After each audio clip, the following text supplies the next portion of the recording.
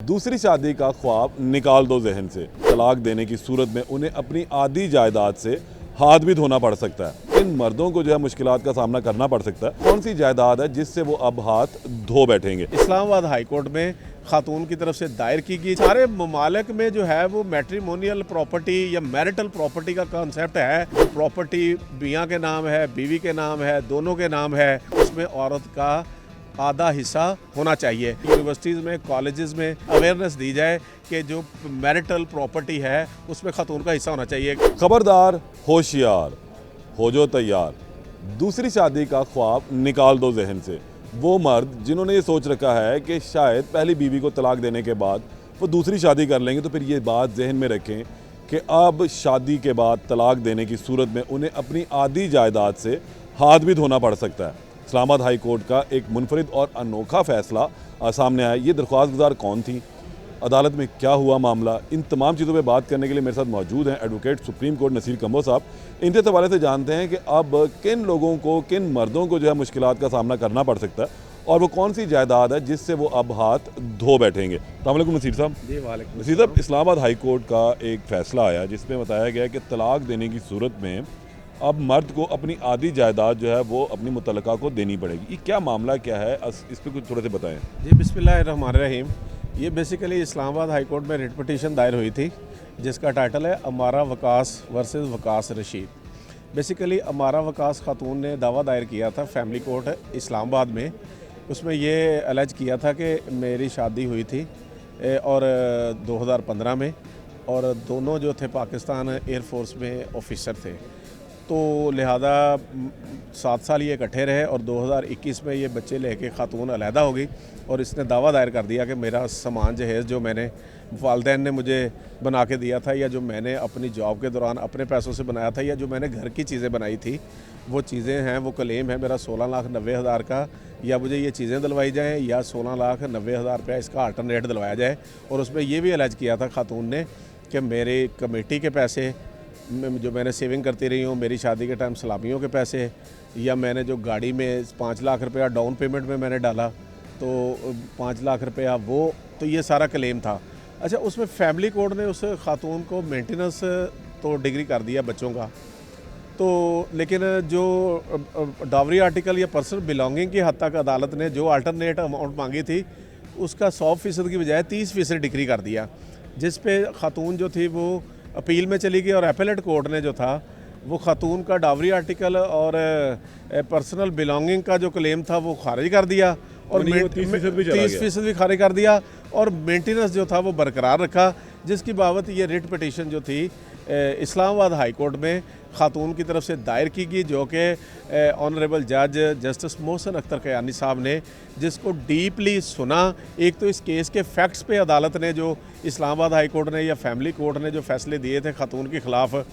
उनकी बाबत अदालत ने उन साबका रिकॉर्ड को, फैसलों को देखते हुए उसमें यह अलज किया गया था अदालत अपील की तरफ से कि खातून के वालिद जो हैं वो बतौर विटनेस अदालत में पेश नहीं हुए। खातून खुद कहती है कि जी at the time of marriage मुझे सामान जहेज नहीं दिया गया था, मैंने शादी के दौरान अपने पैसों से बनाया था।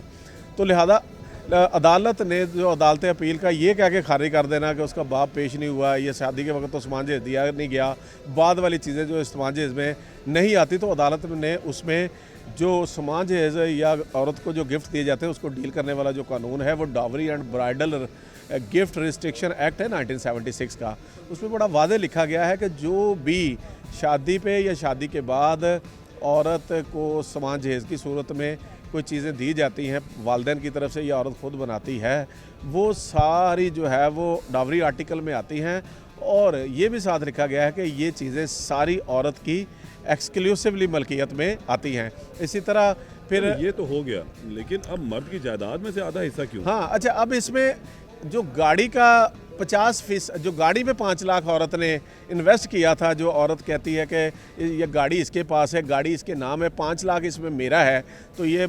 इमूवेबल जो मूवेबल एसेट है, इसमें मुझे ये 5 लाख रुपए दें या गाड़ी इसके नाम मलकियत क्यों है, इस गाड़ी में से मुझे शेयर लेके दें, मुझे पैसे दें। अच्छा, उस पर फिर अदालत ने एक तो ये मामला रिमांड कर दिया नीचे दोबारा फैमिली कोर्ट को कि इसके क्लेम को, जो 16,90,000 का क्लेम है या अल्टरनेट अमाउंट उसने जो मांगी है, जो अगर ये साबित करती है कि ये वाकई सामान इसने अपनी जेब से ख़रीदा था। अगर उसके खामद के पास है तो अगर ये बनता है तो फिर उसकी अल्टरनेट वैल्यू, जैसे जेवरात की बाबत अल्टरनेट वैल्यू मार्केट वैल्यू के मुताबिक डिटरमिन की जाती है, तो ये डिटरमिन करके मेरिट पे इनका मामला देखा जाए। लेकिन साथ अदालत ने अपनी सिफारिशात मुरतब फरमाई। अदालत ने फरमाया कि वो कार वाली जो बात थी कि जो जिसमें 5 लाख औरत का डाला हुआ था लेकिन वो गाड़ी खामद के नाम थी, तो अदालत ने यहाँ पे अपनी सिफारिशात मुरतब फरमाई दुनिया का हवाला देते हुए कि पूरी दुनिया में बहुत सारे ममालिक हैं, जैसे मलाइशिया है, इंडोनेशिया है, तुर्की है, ईरान है, इजिप्ट है, और उसके बाद ब्रुनेई है, लीबिया है, जॉर्डन है, तो या उसके बाद कनाडा है, इंग्लैंड है। तो ये सारे ममालिक में जो है वो मैट्रिमोनियल प्रॉपर्टी या मैरिटल प्रॉपर्टी का कॉन्सेप्ट है कि जब शादी होती है तो शादी के बाद जो है वो जो प्रॉपर्टी मियाँ के नाम है, बीवी के नाम है, दोनों के नाम है, या प्रॉपर्टी में औरत की कंट्रीब्यूशन है नहीं है, तो ये प्रॉपर्टी जो है उसमें औरत का आधा हिस्सा होना चाहिए। अच्छा, अब क्योंकि पाकिस्तान में लेजिस्लेशन नहीं है, कानून नहीं है, तो लेजिस्लेटर को मुखातब करके ये सिफारिश दी है कि इसको जो है वो टेकअप किया जाए और इसमें कानून साजी की तरफ जो है वो कानून साजी की जाए और इसको कानून बनाया जाए, ताकि खातून अगर अलहदगी होती है या मर्द खातून को तलाक देता है जिसमें औरत का फॉल्ट भी कोई नहीं है, तो फिर औरत को प्रोटेक्शन देने के लिए जो है। तीसरी बात इसमें यह सिफारिश मुरतब फरमाई कि जो औरतें, जो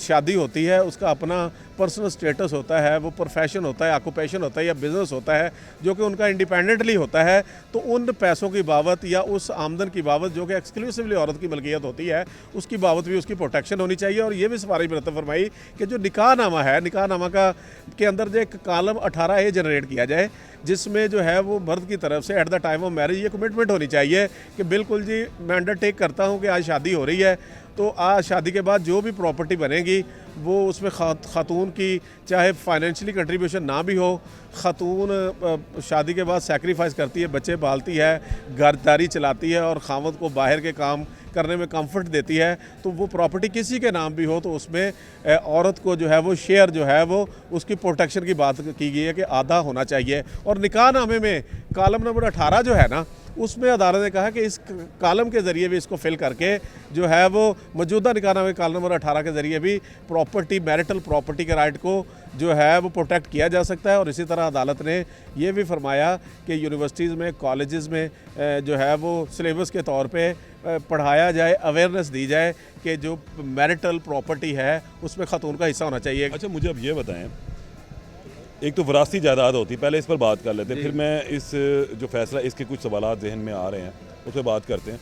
विरासती जायदाद के हवाले से क्या है, अब वालिद साहब की तरफ से जायदाद मेरी औरत को या वालदा की तरफ से मिली, इसी तरह मर्द को मिली है, तो क्या तलाक की सूरत में वो विरासती जायदाद भी 50-50 होगी? नहीं जी, इस जजमेंट में बड़ा वाज़ेह लिखा हुआ है कि विरासती जायदाद इसमें नहीं आएगी। विरासती जायदाद अगर ख़ातून को आई है तो वो ख़ातून की है, अगर मर्द को अपने वालदैन की तरफ से आई है तो वो मर्द की है। वो तो विरासती जायदाद जो आई है फिर उसमें आगे विरासत अगर बनती है तो वो विरासत के हिसाब से तो मियाँ बीवी का जो हिस्सा इस्लाम में दिया गया वो ठीक है, लेकिन वैसे अगर ये कानून में रिकमेंड नहीं किया गया इन सिफारिशात में कि विरासती जायदाद भी आधी आधी, मतलब विरासती जायदाद वाले बच सकते हैं जी। अच्छा, मुझे भी ये बात बताएं, एक और चीज़, यहाँ कुछ सवालात जो हैं वो जन्म लेते हैं। वो सबसे अहम सवाल ये है कि शादी होती है मर्द और औरत के दरमियान, ठीक है, एक हफ्ते के बाद तलाक हो जाती है, तो अब मर्द एक अरबपति था तो वो 50% उसको दे। देखिए, दो बातें हैं, ये डिटरमिन देखें, दो बातें आपने एक बात और की कि जनाब प्रोटेक्शन ऑफ वुमेन और औरत की को नाजायज़ तरीके से दी जाने वाली तलाक, ये कौन डिटरमिन करेगा कि ये तलाक जो औरत को जायज़ दी गई है या नाजायज़ दी गई? तो नया सवाल नहीं पैदा हो गया इस मामले में? नहीं होता, पता क्या है, जब तलाक दी जाती है ना, बाद का औरत एट फॉल्ट नहीं होती। ये किस तरीके से हम अच्छा, इसको डिटरमिन करेंगे? ये बात वुमेन एट फॉल्ट वाली, ये जो बात है ना, ये दुनिया में कवानीन में ये बताई गई है कि औरत एट फॉल्ट हो, लेकिन यहाँ जो सिफारिशात है ना उसमें यही बताया गया कि जब औरत को तलाक होती है, अलहदगी होती है ना, तो वो इसमें नहीं क्लैरिटी दी कि किसका फॉल्ट है, तो वो 50% की सिफारिश की गई है। लेकिन मैं आपको बात बताऊं, ये बेसिकली ये बेसिकली देखिए अरबपतियों से मुड़ के जनाब वो तलाकें लेती मैं आपको एक बात बताऊं, हर जो कानून आता है ना, नो डाउट उसके बेनिफिट भी होते हैं, लेकिन उसके जो है माशरा उसको मिस यूज़ भी करता है। बेसिकली हनी ट्रैप के केसेस हो रहे हैं ना, हनी ट्रैप केसेस क्या है? ये जो मैंने यही तमाम केसेस हैं कि खवातीन पहले उनको अपने प्यार के, अपने कशिश के झांसे में फंसाती हैं, फिर उनकी नादबा वीडियोस बनवा लेती हैं, और फिर उसके बाद उन्हें ब्लैकमेल करते हैं। देखिए तो अब इसके अंदर चलें वो हनी ट्रैप से पे तो नहीं जाएंगी, फिर वो लीगली उनसे शादी करेंगे और बाद में महीने 2 महीने साल बाद कहेंगी ना दे तलाक। देखिए जो दे मैंने 50%। देखो जो property at the time of marriage खावंद के नाम है, वुमेन एट फॉल्ट वाली बात भी नहीं आएगी। जो प्रॉपर्टी खावंद के नाम है eight the time of marriage, वो तो पीछे उसी की है ना। जिस दिन निकाह नामा साइन हो गया उसके बाद जो प्रॉपर्टी मर्द के नाम होगी, ये सिफारिश ये शेयर उसके बाद वाली है। दूसरी बात पता क्या है इस जजमेंट में, आप ये कहते हैं कि एक बंदे के अकाउंट में 15 लाख रुपया थे, शादी के बाद वो 30 लाख हो गए जी, तो फिर वो 15 लाख में से 50% वो लेंगे। देखिए इस जजमेंट की जो स्पिरिट है ना, जो मंशा है, जो मैंने पढ़ा है, जो मुझे समझ आई है, बेसिकली इस जजमेंट में उन ख़वातीन को जो मशरकी ख़वातीन हैं जो एक हिस्सा वालदैन के घर में गुजारती हैं और वालदैन उनको कहते हैं कि भाई ये अगला घर आपका है, अब आपने यही ज़िंदगी गुजारनी है। नया सवाल आपने दे वहाँ दिया पे मशरकी ख़वातीन में। मेरा सवाल ये है कि इस जजमेंट के बाद बहुत सारे क्वेश्चन जो हैं वो आ रहे हैं। अब इसमें